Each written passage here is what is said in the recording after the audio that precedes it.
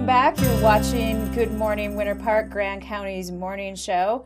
Today is Fudge Day. So we have a bunch of fudge from Mountain Grind. And this is Mike Leiser. He's from Grand County Search and Rescue. Tell me a little bit about that. I know you guys do a lot of stuff for the county, but where did it all start? Okay, well, actually, the whole idea of search and rescue started way back right after World War II with the guys from the 10th Mountain Division. A lot of people know the story that, you know, a lot of the guys came back, they had these great skills, and they wanted to go back up in the mountains, and they started ski areas, and there's, you know, a number of famous ski areas that were started by 10th Mountain. But a lot of those people also started the Backcountry Rescue. And about 50 years ago, they came together and formed the Mountain Rescue Association. And we've been a part of that for 30 years. So what's the difference between the Mountain Rescue and what you're doing? It's just a part of that division? We are certified by the Mountain Rescue Association. So it covers all states with mountains. Well, there's or actually, is it just Colorado? It covers the mountain states. There's actually 54 teams out of the 300 search and rescue teams in the United States that are part of the Mountain Rescue Association. And every 5 years we recertify with them. And we're one of those 54 teams. So tell me a little bit about what you do. Okay. Basically, Sarah, we do, we go and help people that are in the backcountry, whether they're lost or hurt or otherwise in trouble. And if you think of Grand County, 1,800 square miles of it. It's pretty big. Yeah, anything that you can't see from the road or isn't inside a ski area boundary, that's our territory. And it's pretty much everywhere. Yeah, it is. I mean, we go everywhere. We go up on Berthoud Pass. We go up to Grand Lake. We go down on the Colorado River in the summertime with rafters. And so it's basically 90% of the county is what you're covering. Yes, at least 90%. Do you cover the park too, Rocky Mountain? Well, Rocky Mountain National Park has their own search and rescue team, but we are often called to assist them. Since most of the park visitors are on the east side, their main team is on the east side of the park, and if something happens on the west side, we can get there a lot faster than they can. So one of the things that you do is help people in avalanche situations, and you brought a bunch of gear. I did. Let's talk about that for a little bit. I would love to go into the backcountry, but I don't have any avalanche training. I don't have any of the gear, so I don't feel comfortable. But I think a lot of people that probably aren't familiar with the avalanches or anything like that, they'll just say, "Oh, look, there's powder. Let's go hike up there." And pretty soon you're in trouble. You're right. You're a very wise person, Sarah.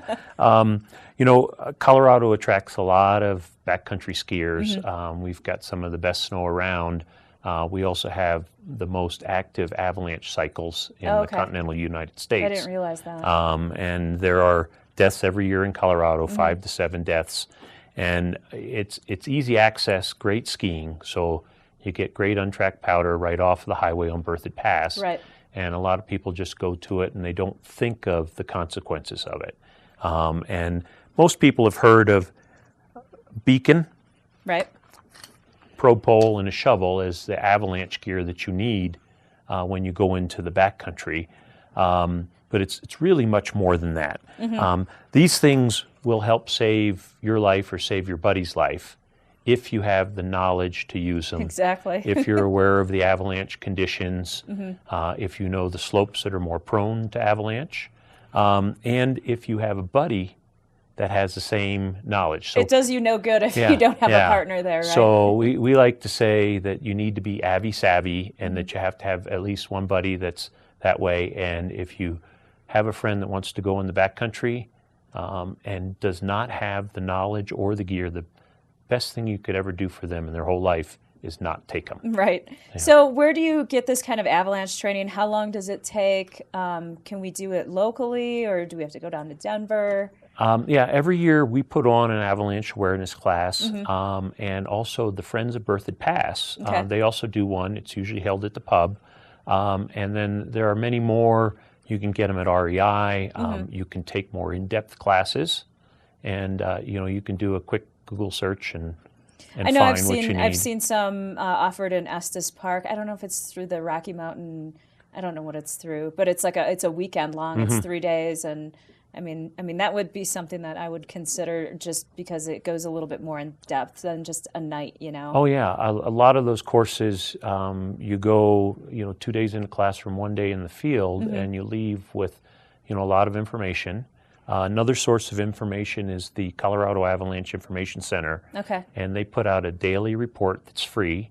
You can look it up online, or you could subscribe to it like I do, and I get the report every day, and it shows what slopes are susceptible, and then it also, there's a discussion as to what has happened during the last cycle. Oh, okay, as far as the snowfall, and how that will and what affect it. the snowpack is like. The snowpack is really the big determining factor of whether an avalanche is likely to happen. So is there a more dangerous time of year because of that snowpack? Is it spring? Is it, early season? Like, when is that? Well, springtime brings kind of an abundance of skiers, and the danger goes up just because there's so many more users. But it can happen.